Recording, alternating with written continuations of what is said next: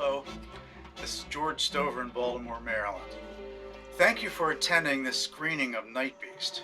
I really appreciate it, and I hope you enjoy the movie. This is perhaps one of my three favorite Don Dohler movies. Unlike the first two, The Alien Factor and Fiend, this one had some gore and nudity in it. And that's something distributors like. If you hear a little cat in the background, that's my cat Butterscotch, who's right on the floor. You ever use a gun, Stephen? Shotgun? Good, I've got one for you. Terrific. A lot of people have thought of Nightbeast as a remake of The Alien Factor, or perhaps as a sequel to The Alien Factor. And I guess both points of view are somewhat justified.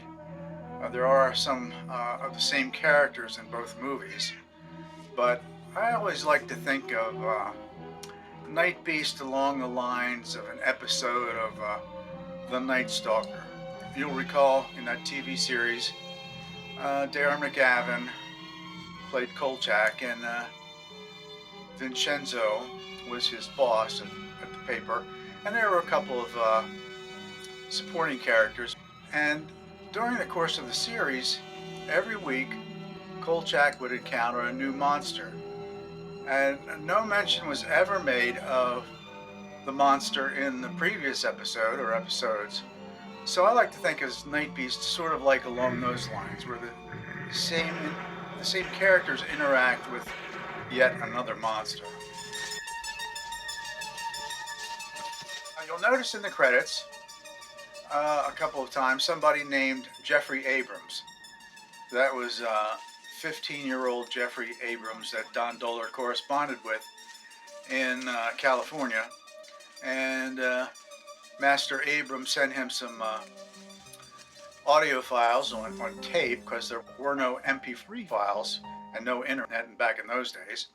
And Jeffrey Abrams grew up to be Hollywood producer-director J.J. Abrams. In fact, if you look at his credits on the IMDb, you can scroll all the way down for music or sound or whatever, and see Nightbeast as his first credit, so that's kind of cool.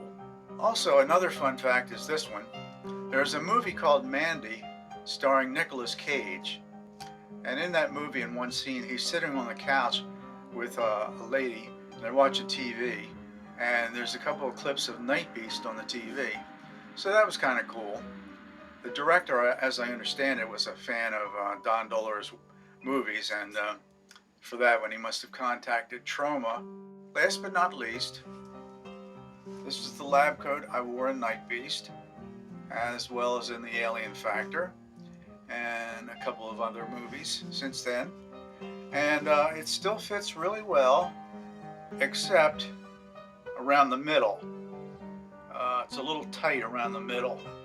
But I have heard that clothing tends to shrink when it's stored in your closet for many, many years. I was named Stephen Price in both The Alien Factor and Nightbeast, and Don Dohler chose the name Price as my last name because I liked Vincent Price. So I guess I've babbled on enough. I hope you enjoy the movie, and thanks for coming out to see it. Okay, bye-bye.